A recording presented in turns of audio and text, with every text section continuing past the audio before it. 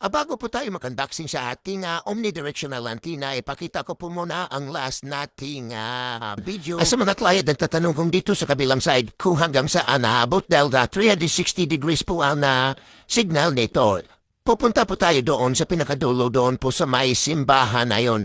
Then kung kaya pa rin ba ng ating cellphone na mag-connect sa ating rocket, into din mag-testing din tayo actual mag-Mobile Legend. Ayan, yan po yung ating setup. Pero mas maganda pa kung lang paspasan na ng bubom dahil mas malayo kung mas mataas ang ating antenna.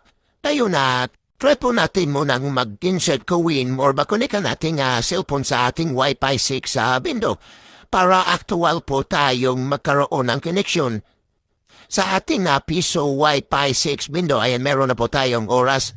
Then, ang ating mobile po na yan, connected doon sa ating Wi-Fi name ng ating rocket into na unlimited piso Wi-Fi into. Ayan, yung nakikita na lang natin yung bubong ng ating bahay na kulay red, yan po kalayo. Ditingnan natin ngayon ang actual signal ng ating piso Wi-Fi, unlimited piso Wi-Fi into connected pa rin tayo. Ayan, meron pa tayong 3 bars sa ganito kalayo kaya try po natin mag-Mobile Legend. Forward lang po natin para hindi po matagal masyado ang ating video.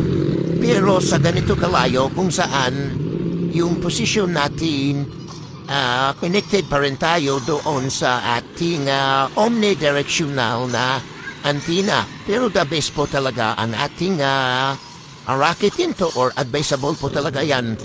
Dapat mas mataas ang posisyon niya, mas malayo po yung Wi-Fi signal range kasi nung araw nilagay ko po yan sa tatlong tubo or 60 feet.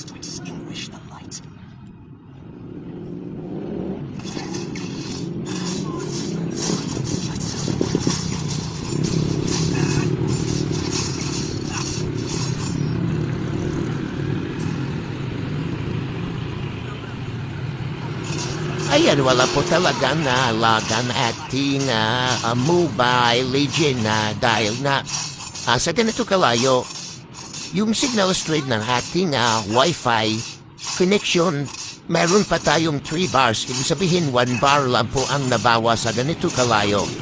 Kaya, wala pa po talagang pag-asa na maglalag po ito dahil napakalakas pa rin ang signal strength na nare-receive ng ating cellphone na connected tayo sa ating, ayan, Wi-Fi name na unlimited piso Wi-Fi into. Yun, 3 bars pa rin tayo, connected talaga tayo. Kaya, probi na po talaga itong ating omnidirectional ubiquity product po talaga ito since year 2025 ito gamit na po natin. At dito na po tayo sa actual unboxing ng ating 360 degrees or omnidirectional EP outdoor antenna. Ito din natawag natin na EM02G10 or 10 dBi powered antenna. Kung napanood po natin yung video, yun po yung una ko nabili since year 2010. Kaya ito na po yung pinaka-brand new. Ito po yung order ng ating client bound to Ojiong Rumlon.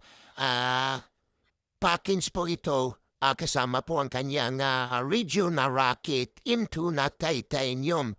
Kaya ito na po yung meron po tayo dito makikita ng user's manual or user's guide kung paano din po natin to i-set up. Kasama po dito yung clamp at saka kasama din po natin dito yung RF cable. Ayan.